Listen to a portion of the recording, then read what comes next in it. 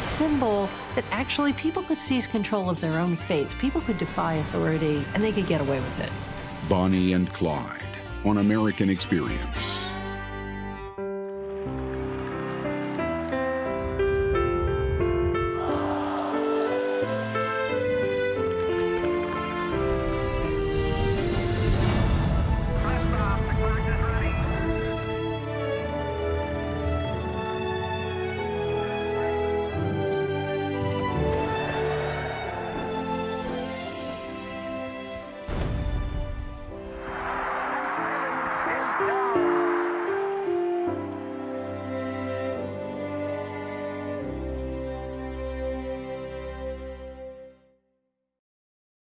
Exclusive corporate funding for American Experience is provided by Liberty Mutual Insurance.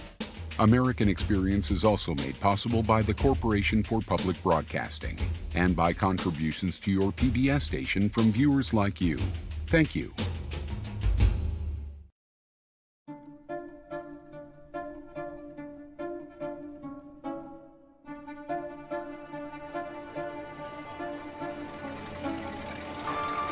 Thousands attend the homecoming of Clyde Barrow. In this Dallas funeral home, his body lies as a never-ending line of men, women, and children from every walk of life file by his casket for a fleeting glimpse of the boy who had wrought so much death and destruction. Everyone wants to see how such a bad boy looked in death. In life...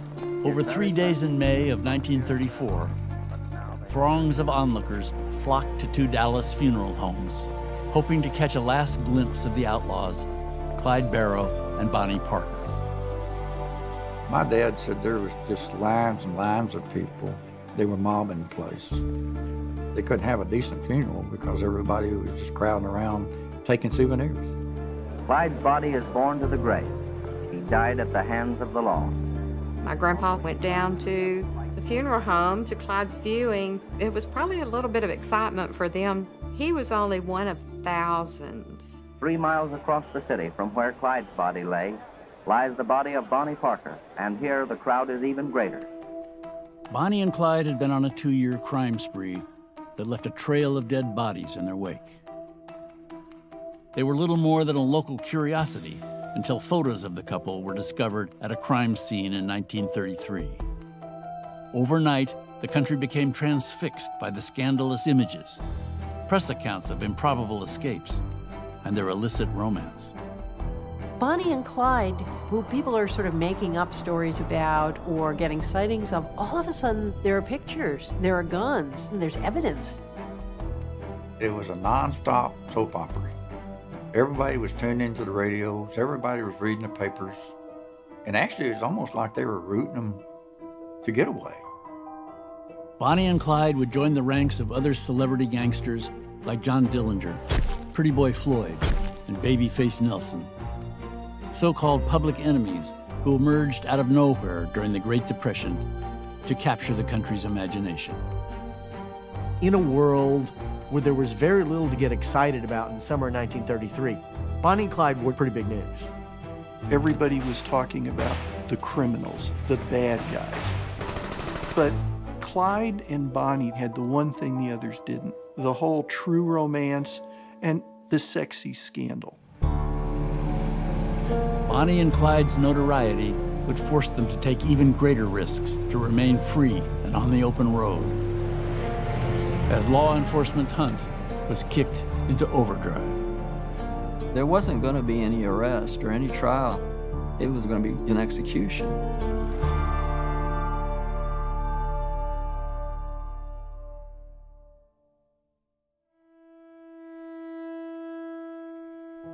Clyde Chestnut Barrow was born in the Texas Cotton Belt on March 24, 1909. One of 7 children of itinerant farmers Henry and Cumie Barrow.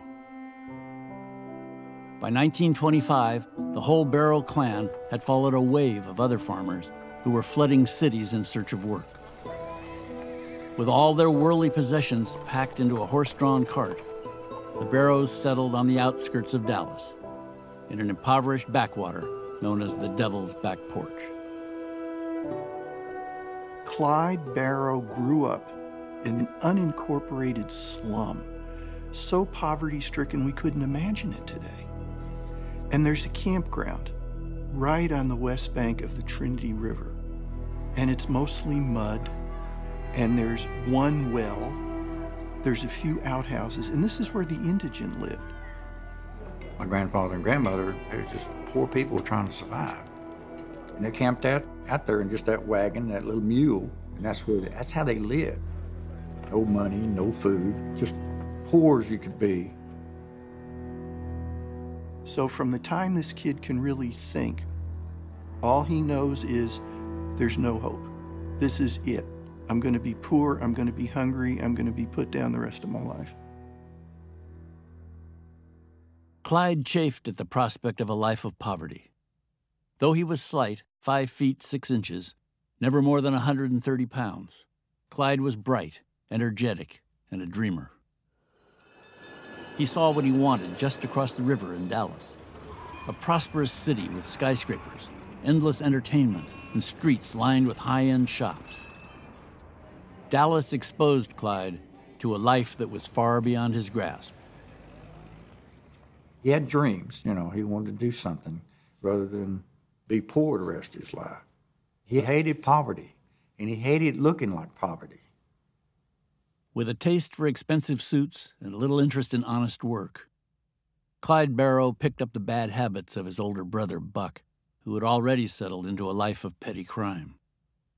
What started with the two brothers stealing chickens quickly grew into armed robbery, and by the time he was 17, Clyde was perfecting his signature crime. This is the first era of car theft. The electric starter system is put in cars. You could hotwire one. And Buck was a master of it, and he passed the skill along to little brother. Clyde Barrow didn't see stealing so much as a crime as almost an obligation. I want to get out of here. This is the only way I can do it. By 1929, Clyde's crimes were regularly drawing the attention of local police. In November of that year, Clyde, Buck, and an accomplice broke into an auto shop in the town of Denton, just outside Dallas. Local law enforcement spotted the robbers trying to flee and opened fire. And they shoot Buck, and they capture Buck. But Clyde runs all the way back home. It's a close call, but it's worth it. Because as long as he's stealing cars and getting a few dollars for them, he's somebody. And to him, that's worth any risk. Despite his brush with the law, Clyde's family was happy to have him close to home. And just a few months later, he would meet a young girl from the same side of the tracks who shared his yearning for a better life.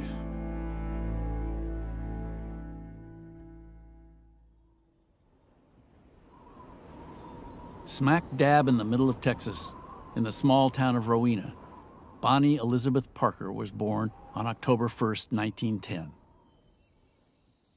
4 years later, after her father's unexpected death, Bonnie's mother, Emma, moved the family not far from the slums of West Dallas. Despite the impoverished conditions, Emma made sure to raise her 3 children with the knowledge that they were somehow better than their surroundings. My dad was Bonnie's brother, and Daddy was the oldest, and then Bonnie, and then my Aunt Billie Jean. She raised those 3 kids by herself. She literally was their everything. My daddy and Billie Jean, I know, were spoiled. So I'm quite sure Bonnie was spoiled too. Bonnie was just a cute little Texas girl. Not quite 5 feet tall, with blue eyes and strawberry blonde hair, Bonnie Parker excelled at school, was a good singer and dancer, and enjoyed writing poetry. Like Clyde, she longed to escape the ceaseless poverty she saw everywhere. As a teenager, Bonnie would lose herself in the picture houses on the other side of the river in Dallas. Bonnie was tremendously influenced by motion pictures. What movies brought to the ordinary person was the roadmap to reinvention for yourself. You can be someone else. You can create a story for yourself and live it. You don't have to be locked into the way you were born. In 1926, 15-year-old Bonnie, against her mother's wishes, dropped out of school to marry her boyfriend, a small-time thief named Roy Thornton. She had a little bit of the wild side to her. She had a tattoo on the inside of her thigh with Roy's name on it. Just imagine a woman doing that back in the 20s. You know, that was a daring thing to do. Bonnie thinks she's going to have a storybook romance, true love just like you can see at the picture shows. Instead, Roy starts disappearing. Won't tell her where he's going. When she bothers him about it, he beats her up. The third time he leaves her, he doesn't come back. After her break from Roy, Bonnie's dissatisfaction with the unending boredom of poverty gushed forth in the pages of her journal. Blue as usual. Not a darn thing to do, she wrote. Why don't something happen? On January 5th, 1930, Clyde Barrow walked into her life. Clyde came along just at the right time for her.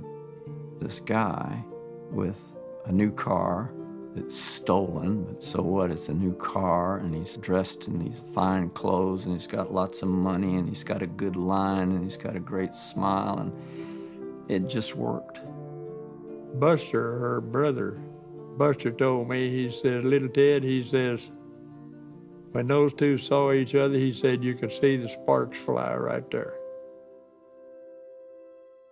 Just weeks into their courtship, Clyde's outlaw ways finally caught up to him. Dallas police showed up at Bonnie's house with a warrant for his arrest. Clyde was sent to the county jail in Waco to await his trial and sentencing. But Clyde Barrow had no intention of being separated from Bonnie Parker for long. He knows where there's a gun, and he gets the idea to get her to go get that gun and bring it to him. On one visit, Clyde slipped Bonnie a note detailing his escape plan. He signed it, "You are the sweetest baby in the world to me." This is where Bonnie has to make a choice. This is breaking the law herself. She can go to jail for this. On the other hand, if she does break him out, that's the kind of daring thing some of the pretty starlets do in the picture shows. So she says she'll do it. Bonnie hid the gun under her dress and successfully smuggled it into the jail. She was now Clyde's accomplice. The escape plan worked. Clyde and two other inmates fled the Waco jail that evening. However, their freedom was short-lived. They were arrested just 7 days later. Bonnie returned to her mother in West Dallas, but Clyde was slapped with a 14-year sentence and was now on his way to one of the most notorious institutions in Texas, a prison so violent and untamed that it earned the nickname the Bloody Ham.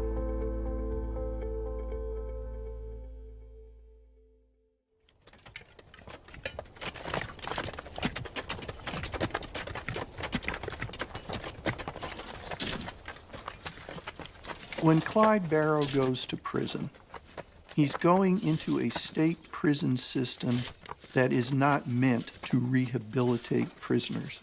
It is meant to be the worst possible hellhole. The convicts are treated like slave labor.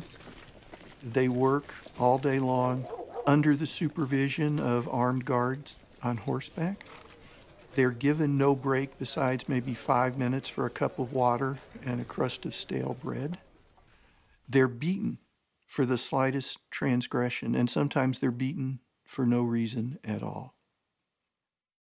Clyde was assigned to the Eastham Prison Farm, a 13,000-acre cotton plantation filled with the system's most violent offenders. And Clyde Barrow, this skinny little kid, is put among the worst of the worst on Easton. And what happens is inevitable. One of the inmates decides he's going to make this kid his own, and for months, Clyde is continually raped, and no one is going to save him. Clyde's attacker was a convict named Ed Crowder. Over 6 feet tall and 200 pounds, Crowder was an imposing figure. On October 29, 1931, Clyde decided to try to put an end to the abuse. Clyde sneaks a piece of galvanized pipe into the building, and he lures Ed Crowder back to the open toilets. Clyde goes back there by himself because he knows Crowder will follow him. And as soon as Crowder catches up to him, he wheels around and just rips the top of his head open with this galvanized pipe. Crowder was dead, and another inmate serving a life sentence took the blame for the murder. But Clyde was still stuck in the bloody ham. The inmate's slave labor would go on for years, and he decided there was only one way out. At a certain point, he just lost it, and he gave another prisoner an axe and told him to cut off 2 of his toes so that he wouldn't have to go into the fields anymore. He's brought into the infirmary so he doesn't have to work in the field. And just as he does this, he finds out that his mother actually got him pardoned. Cumie Barrow had successfully petitioned the governor to release her son. Paroles were not uncommon at the time. They were used to help ease overcrowding. Clyde left prison just 6 days later, on February 2nd, 1932. He would have a limp for the rest of his life. He became a killer in prison. This fellow convict, Ralph Foltz, put it so well. He said, "I saw Clyde Barrow change from a schoolboy to a rattlesnake right in front of my eyes." He had his mind made up that he wasn't going back to the pen. He told both of his parents, "I'm not going back to that hellhole. They'll have to kill me first."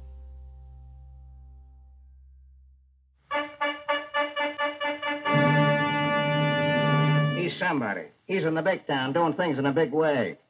Yeah, look at us. Just a couple of nobodies, nothing. When Clyde comes out of prison in 1932, it was the beginning of the true crime era in America.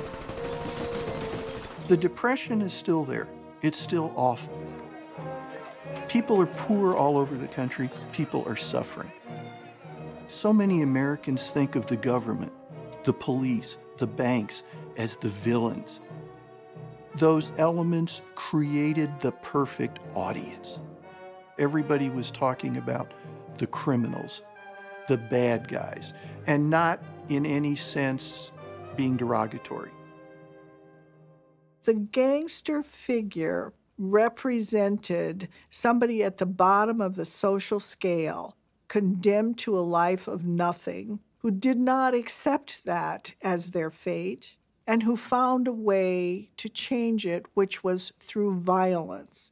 So it's socially acceptable to like this gangster who does everything you can't do and does it with so much success. That's the appeal. By the spring of 1932, Bonnie Parker had reunited with Clyde Barrow as he resumed his life of crime. After a botched robbery attempt, she was captured, while Clyde got away. Bonnie found herself alone in a jail cell in Kaufman, Texas, awaiting a decision by a grand jury. Now, 21-year-old Bonnie was playing out a scene in her own movie. In a poem she wrote from her jail cell, Bonnie plays the part of a jilted girlfriend, determined to win her man back. If he had returned to me sometime, though he hadn't a penny to give, I'd forget all this hell that he caused me and love him as long as I live. But there's no chance of his ever coming, for he and his maul have no fears, but that I will die in this prison or flatten this 50 years. She picked up that language from the pulp fiction magazines, from the tabloids, and from Hollywood. It says everything in there. She's using all the lingo, and she wants to be part of that world. Her mother reads these poems and says, "This is not the daughter I raised. This is not the daughter I loved." She says, "I began to see a strange and terrifying change in the mind of my child."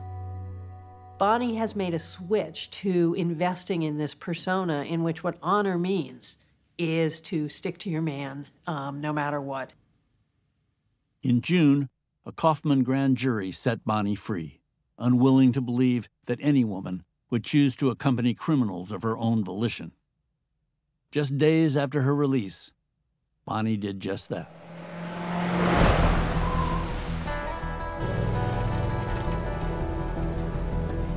Taking their fate into their own hands, Bonnie, Clyde, and a revolving cast of ex-cons that would make up the Barrow Gang set out on the open road, burning a path through 24 states, robbing gas stations, banks, and grocery stores, often scoring just enough money to make it to the county line.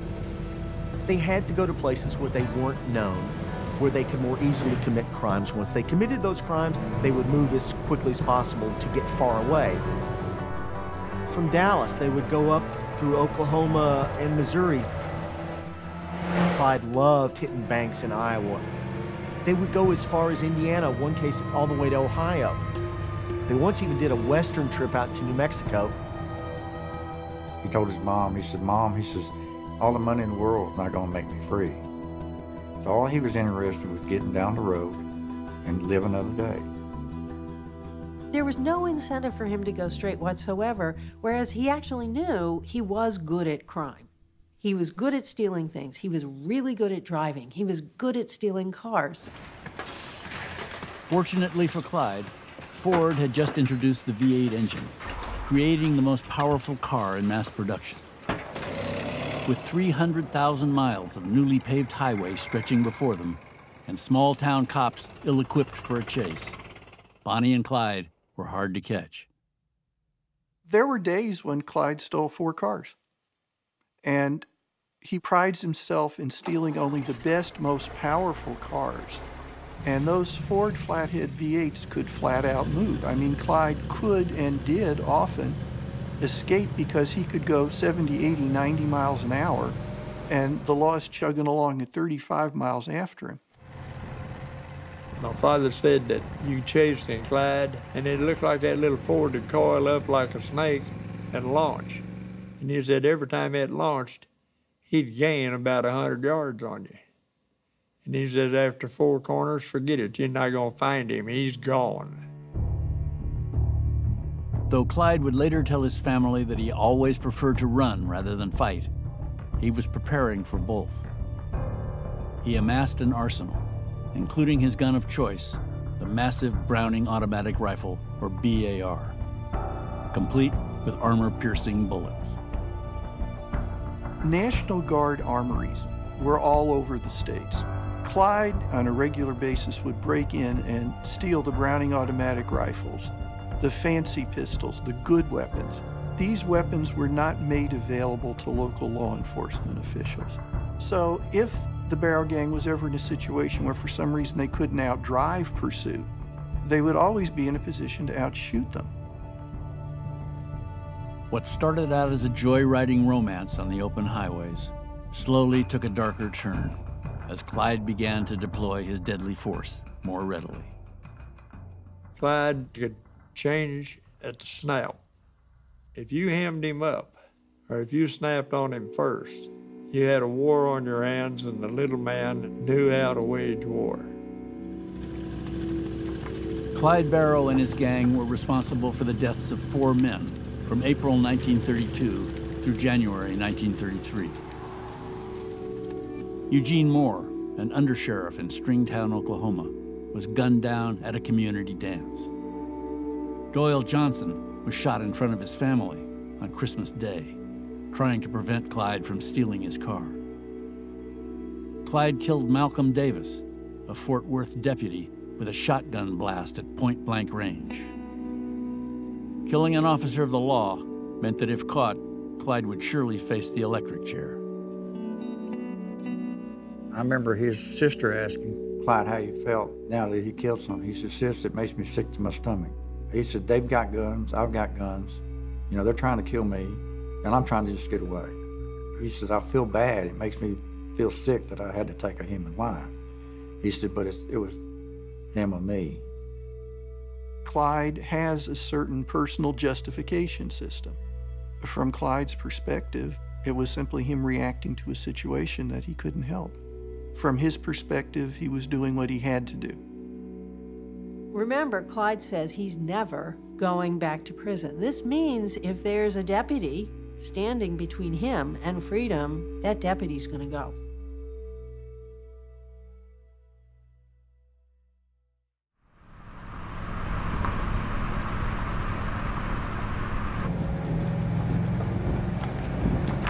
By 1933, the Barrow Gang's exploits were making news in a handful of western states. Despite the risks, Bonnie and Clyde always found a way to see their families in West Dallas. Bonnie and Clyde, they were really very close to the family, very close, and they kept coming back. You know, back then, families banded together. They assumed the lines would be tapped. So Clyde would put a message in a Coke bottle, and he'd drive down the road and he'd toss out the Coke bottle with a message in it. Kimi would go call all the family members. She said, look, I've got a great big pot of beans, some cornbread, or some fried chicken. She said, any way you can come over? Yep, we'll be there. So that was a signal that all the family were going to meet. The Barrows and Parkers rendezvoused with Bonnie and Clyde in secluded parks outside Dallas, where they'd feast on Kumi's home cooking. Bonnie would shower her family with gifts and cash, much needed during the Depression.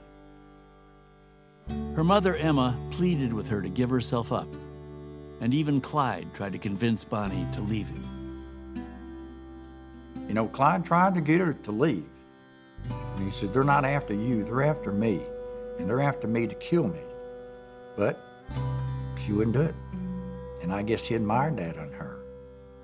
The love was so strong that no matter what he tried to do, she wasn't gonna go. And her loyalty to him, it's a love that you don't see in today's world. I don't condone what they did. I resent her for the fact that she hurt the family so much. But on the other hand, I kind of admire her, you know, having that love, you know, and being capable of loving that deeply. By the spring of 1933, Bonnie and Clyde's criminal odyssey was into its second year. Now, two new travelers joined the ride. Clyde's brother, Buck, who was just recently paroled from prison, and his wife, Blanche. Both were welcomed additions to the gang. In April, the two couples and a young criminal protege named W.D. Jones were holed up in an apartment in Joplin, Missouri, taking a break from the road. Of all the places you could have picked to go for a vacation if you were on the run from the law, Joplin was a hotbed of bootleggers. So the cops were always on the lookout for anybody suspicious. On April 13th, the local authorities decided to investigate the Barrow Gang's hideout. John Harriman, a farmer moonlighting as a part-time peace officer, approached the house with Joplin police. They were armed only with pistols.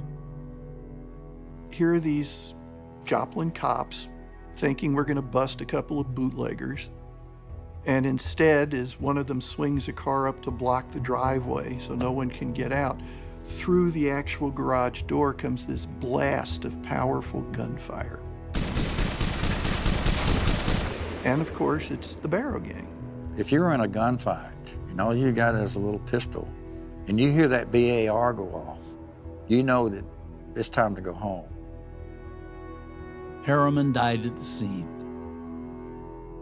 His colleague, Joplin policeman Harry McGinnis, was so riddled with bullets, his arm was nearly detached. He would die before daybreak. The gang made off in one of their stolen Ford V8s. But what they left behind would change everything.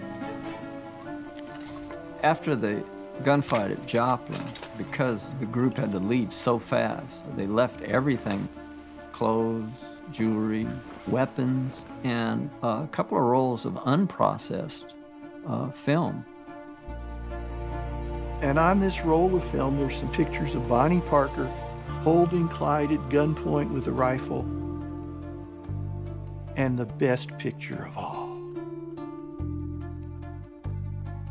At a time when girls had to know their place and how to act like ladies. Here's Bonnie Parker leaning on the stolen car. In one hand, she's dangling a pistol, and in her mouth is a stogie.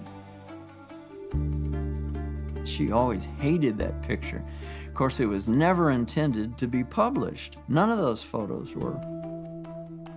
But on April 15th, the pictures were splashed across the front page of the Joplin Globe.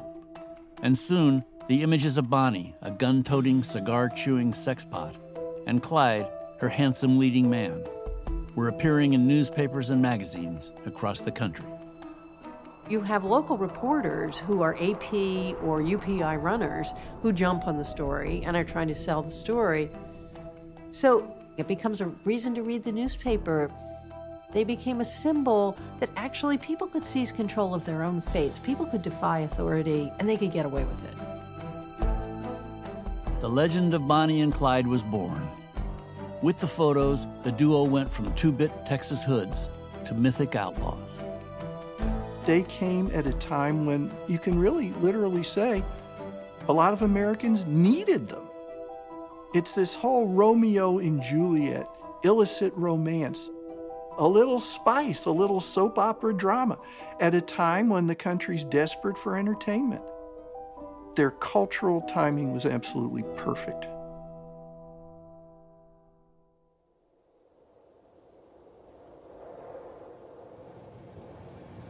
After Joplin, Bonnie and Clyde were in near constant motion. Their fame was bringing too much attention. At first, running up and down the road was maybe kind of exciting, but after thousands and thousands of miles, I'm sure the excitement went away.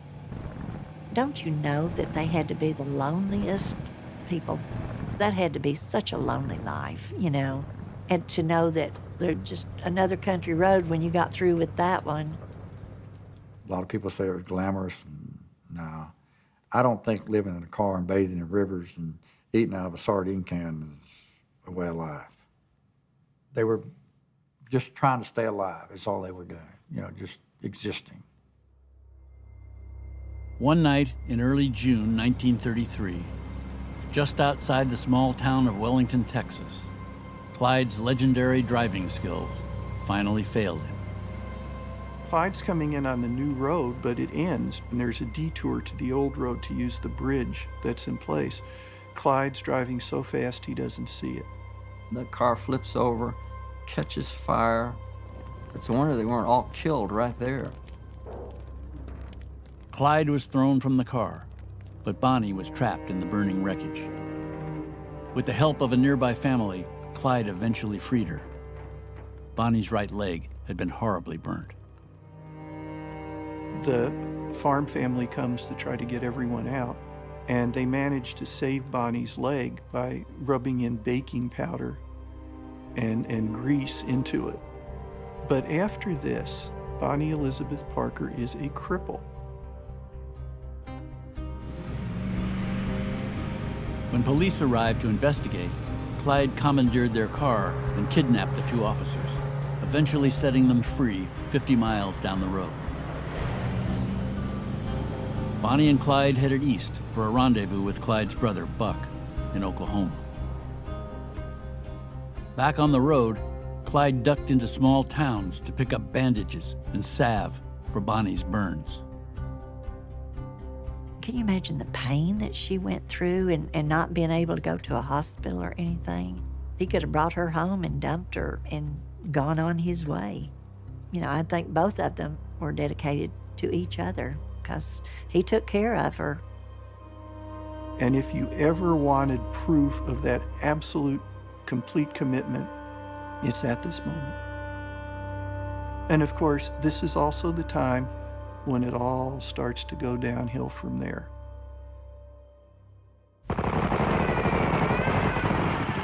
In learning self-defense, they were told, if you are forced to shoot, then shoot straight. In 1933, the federal government began its national war on crime. A new crop of violent gangsters had suddenly emerged and was making headlines across the country. True crime was already popular in America, and some of the big-name criminals were celebrities. I mean, John Dillinger was movie star handsome. You had Ma Barker and her boys. You had the guy with the best nickname, Pretty Boy Floyd. They were doing some things on a large scale. J. Edgar Hoover, head of the Justice Department's Division of Investigation, warned of a criminal army that was sapping the spiritual and moral strength of America. Hoover advocated for a stronger federal police force to restore law and order for a nervous American public. From like 33, 34 is this pivot point in American culture where you're coming out of the nadir of the Great Depression, but Roosevelt has been elected, J. Edgar Hoover is getting the FBI organized, and you see the gangster figure kind of representing both our vicarious need for rebellion against the economic and the political system, but also the need we have for order and stability, because we're in a very terrifying time. Clyde Barrow now found himself on Hoover's list of wanted men, and federal agents in Dallas were assigned to track his movements. This desperate public enemy now rises to fame as an underworld hero.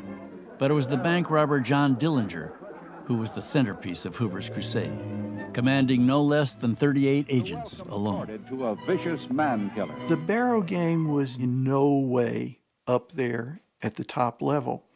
The public, though, perceived that they were, and newspapers and true crime magazines would exaggerate their takes from different robberies, would give them credit for huge heists that they had nothing to do with.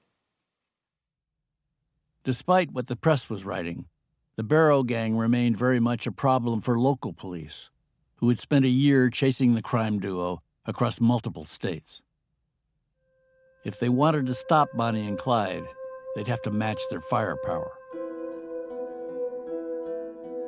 On July 20th, 1933, police officers, this time armed with heavy weapons and armor, cornered Clyde and the gang in a motel in Platte City, Missouri. After a bloody shootout, the gang managed to escape, but Clyde's brother Buck sustained a bullet wound to the head, and his wife Blanche was blinded by glass from a shattering windshield. 4 days later, near Dexter, Iowa, the battered Barrow gang was again surrounded. Eager onlookers and the press, hoping to catch a glimpse of the now famous outlaws, watched as police opened fire. Clyde is trying to have everybody run towards the brush by the side of the river. And Bonnie, of course, can't run. She has to be carried. Halfway towards the river, Buck says he can't make it. And Clyde realizes he has to leave his brother. That's the only way he can save Bonnie. Buck and Blanche are taken prisoner, and the Des Moines photographer from the newspaper runs up with his camera to take a picture of Blanche, and Blanche can barely see. And she thinks somebody's got a gun and is just going to execute them. Blanche went to prison, and Buck died a few days later. Before, death is an abstraction. Yeah, it'll happen sometime, but aren't we having fun? Well, now it's found him. After the shootout in Iowa, Clyde was taking even greater risks to stay on the road. And now, with Buck's death, he needed a new gang. In January of 1934, Bonnie and Clyde took part in an early morning raid of Eastham Prison that freed 5 inmates. It was a satisfying bit of revenge, but set off a chain of events that not even the great escape artist Clyde Barrow could elude. After Clyde staged the raid on Eastham, the head of the prison system, an extraordinarily effective bureaucrat named Lee Simmons, said, I'm going to bring these people in. There was no state police that were going to come in and help them, so Simmons felt like he had to do it himself. Simmons reached out to Frank Hamer, the most famous lawman in Texas. A former member of the notorious Texas Rangers, Hamer had spent half his life hunting criminals and had already killed 53 men during his service. Captain Frank Hamer was a legend among Texas Rangers. He was the roughest and toughest of them all. He used to tell new Ranger recruits that the best way to enforce the law is a .45 slug in the gut, and he meant it. Lee Simmons told Frank Hamer to put Clyde and Bonnie on the spot and shoot everyone in sight. From the word go, there wasn't going to be any arrest or any trial. It was an execution.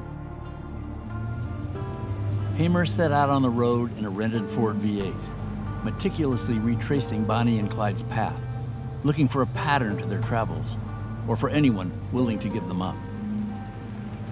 In Louisiana, Hamer caught a break.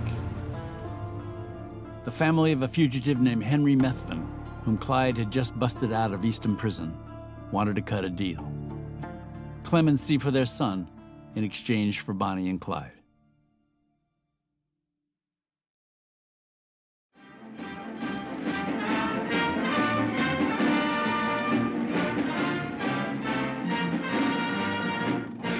About 10:30 Sunday morning, I noticed a car parked on that hill, the man and woman in it.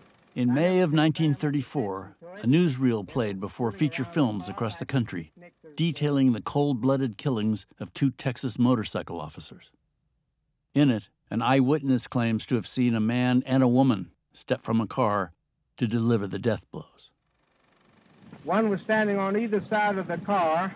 They reached down and got their gun and came up when they was about 10 feet away and says, boom, boom, boom, boom, boom. The automatic. William Schieffer, who was a farmer who lived a ways across, he claims that he heard Bonnie shooting one of the officers on the ground and saying, "Looky, Clyde, watch his head bounce." And here's the notorious couple Farmer Schieffer says he saw, Bandit Barrow and his girl companion, Bonnie Parker. These photographs of the outlaws are being circulated by the police through the Southwest to aid in their identification. The girl always carries at least 2 guns. With Barrow, she's accused of... They don't tell you that there were 2 versions of witnesses.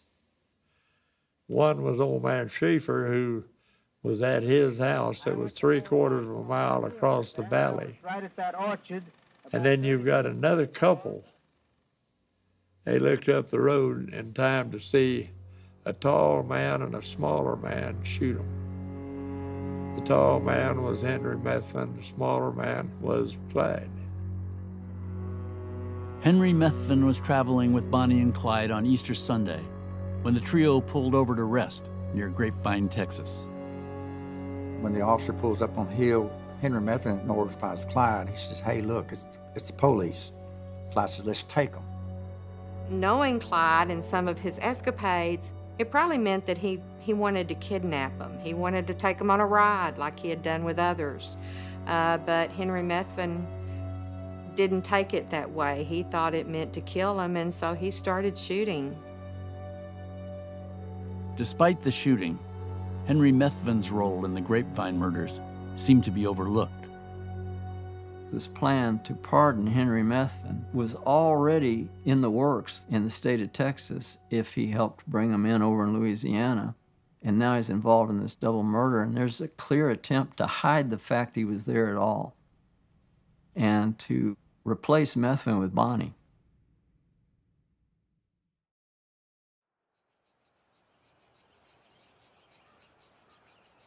On May 6th, Bonnie and Clyde held another secret rendezvous with their family. It would be their last.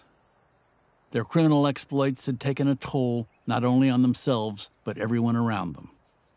Buck was dead. Blanche was in prison. And the police were keeping up a steady stream of harassment, even hauling Clyde's mother, Cumie, down for interrogation. Henry and Cumie Barrow explained to Clyde that we haven't bought a headstone for Buck yet because we know you're going to die soon too, and we can bury you with him. We don't have much money, and that way we can just use one headstone for both of you. And Clyde asked them to have something inscribed on it. Gone but not forgotten. During the visit, Bonnie presented her mother with a poem she had been working on called The End of the Line.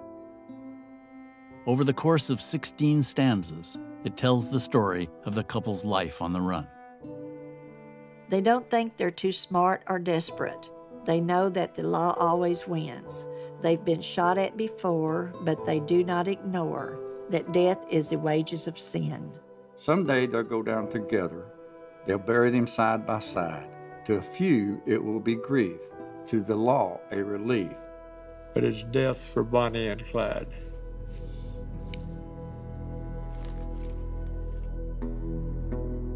I can imagine my grandmother just waiting for the phone call every day and knowing that it was going to come. It's just when. That was so, to me, thoughtless of Bonnie.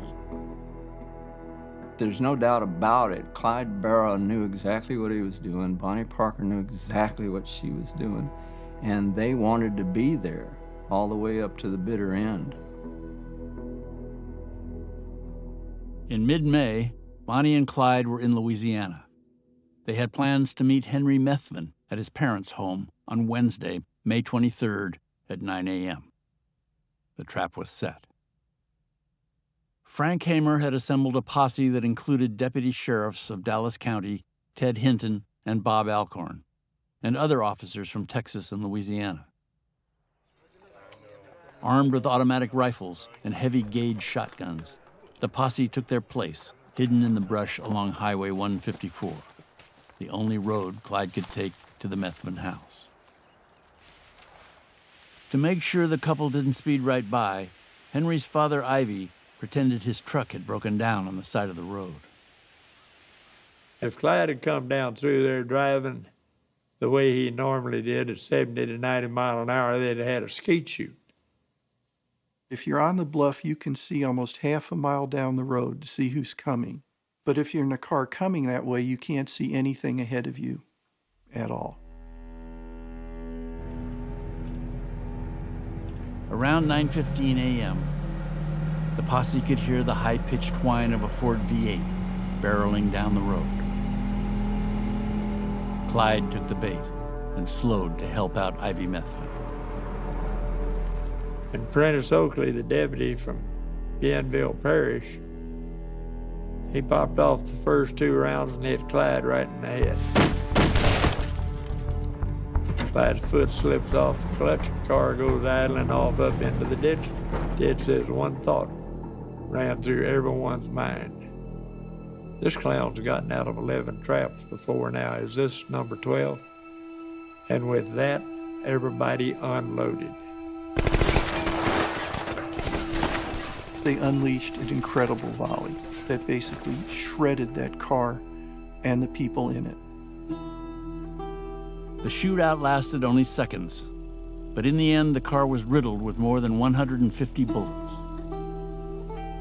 Ted Hinton says when they pulled him out of the car, there was nothing but wet rags. So you can understand what a steel-jacketed bullet can do to a human body. Clyde's head was pretty well blowed off, and she's blowed all to pieces. My father had a 16-millimeter home movie camera. The staff photographer for the Dallas Times-Herald gave it to him. He told him, he said, you're going to get them eventually, and when you do, you're going to need to document it. He carried that camera for 17 months. The posse sorted through Bonnie and Clyde's possessions. Bonnie's makeup case, several suitcases, road maps and true crime magazines. Hamer claimed their guns and fishing tackle as a reward. Word spread quickly, and people began to crowd Highway 154. Souvenir hunters scavenged through the carnage. People started coming in, clipping off pieces of clothing. One man took a pocket knife, was trying to cut off Clyde's trigger finger as a trophy. One person was stopped by one of the officers from trying to take Bonnie's wedding ring off her hand. Later that evening, Bonnie and Clyde's parents retrieved the bodies, having learned of their deaths when reporters called for comment. My grandfather said, you know, it was terrible what he saw. It broke him down to tears, you know, having to go pick his son up and seeing what the condition they were. In life, his very presence would have struck fear to their hearts, but now they fear him not. Clyde's body is borne to the grave. Again, tragedy and shame descend upon his aged father and mother.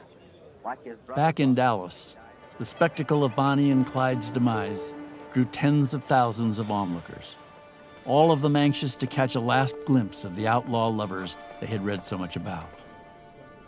A large floral arrangement was sent from the Dallas newspaper vendors. In 2 days, they had sold almost 500,000 copies of extra editions. To a few, it means grief. To the law, it's relief. But it's death to Bonnie and Clyde. The couple, who had always been inseparable in life, were buried in family plots in different cemeteries. My grandmother, she would not allow them to be buried side by side. She said he had her in life, he couldn't have her in death.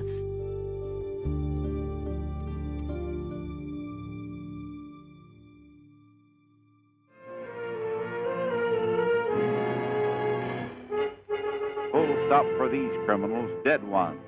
Here you'll find notorious names that made evil headlines of crime. Some public enemies. By 1935, just a year after Bonnie and Clyde's deaths, Hoover's lawmen had eradicated all of the Depression-era gangsters. Bonnie and Clyde may have been the first to go down, but their story overshadowed all the rest. Not because of their crimes or even their violent downfall, but for their enduring true romance. This type of story has been with us pretty much from the first printed word. And it carries down. Whether you're talking about the fall of Troy, Romeo and Juliet, it's always going to end in tragedy. We've always got this star-crossed aspect. Bonnie and Clyde fit that perfectly, and they fit it naturally. And it's because they fit it so naturally, because that's who they were, that they continue to resonate.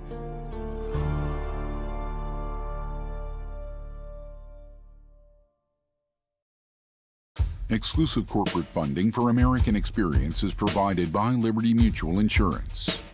American Experience is also made possible by the Corporation for Public Broadcasting and by contributions to your PBS station from viewers like you. Thank you.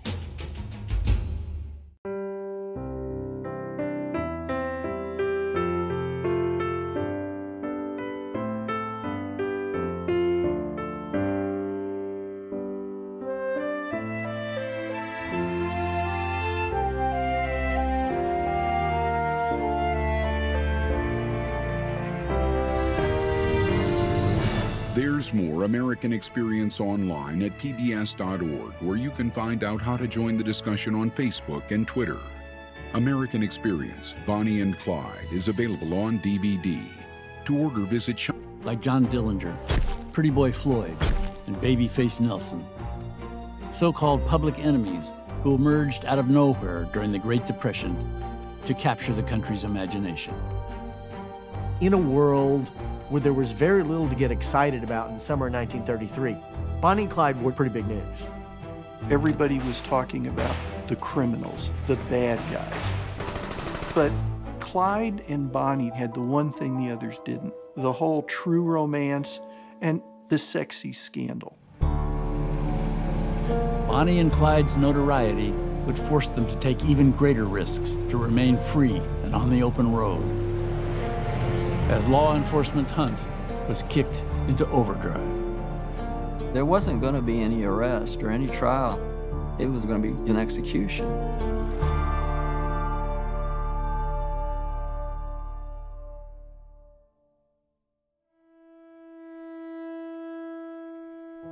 Clyde Chestnut Barrow was born in the Texas Cotton Belt on March 24, 1909. Clyde's body is borne to the grave. He died at the hands of the law. My grandpa went down to the funeral home to Clyde's viewing. It was probably a little bit of excitement for them. He was only one of thousands. 3 miles across the city from where Clyde's body lay, lies the body of Bonnie Parker, and here the crowd is even greater. Bonnie and Clyde had been on a 2-year crime spree that left a trail of dead bodies in their wake. They were little more than a local curiosity until photos of the couple were discovered at a crime scene in 1933. Overnight, the country became transfixed by the scandalous images, press accounts of improbable escapes, and their illicit romance. Bonnie and Clyde, who people are sort of making up stories about or getting sightings of, all of a sudden there are pictures, there are guns, and there's evidence. It was a nonstop soap opera. Everybody was tuned into the radios, everybody was reading the papers, and actually it was almost like they were rooting them to get away. Bonnie and Clyde would join the ranks of other celebrity gangsters. By Liberty Mutual Insurance. American Experience is also made possible by the Corporation for Public Broadcasting and by contributions to your PBS station from viewers like you. Thank you.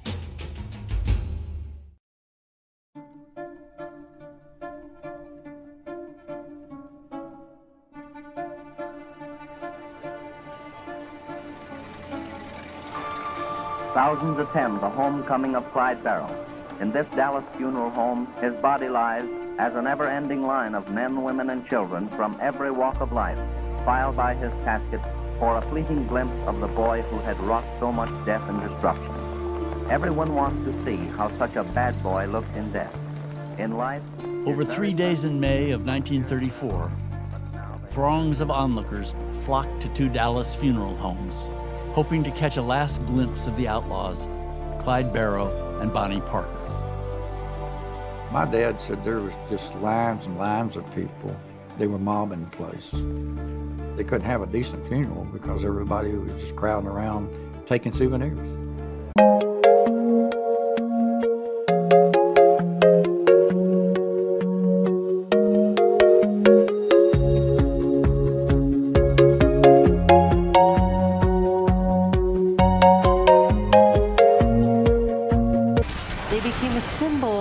Actually, people could seize control of their own fates. People could defy authority, and they could get away with it. Bonnie and Clyde on American Experience.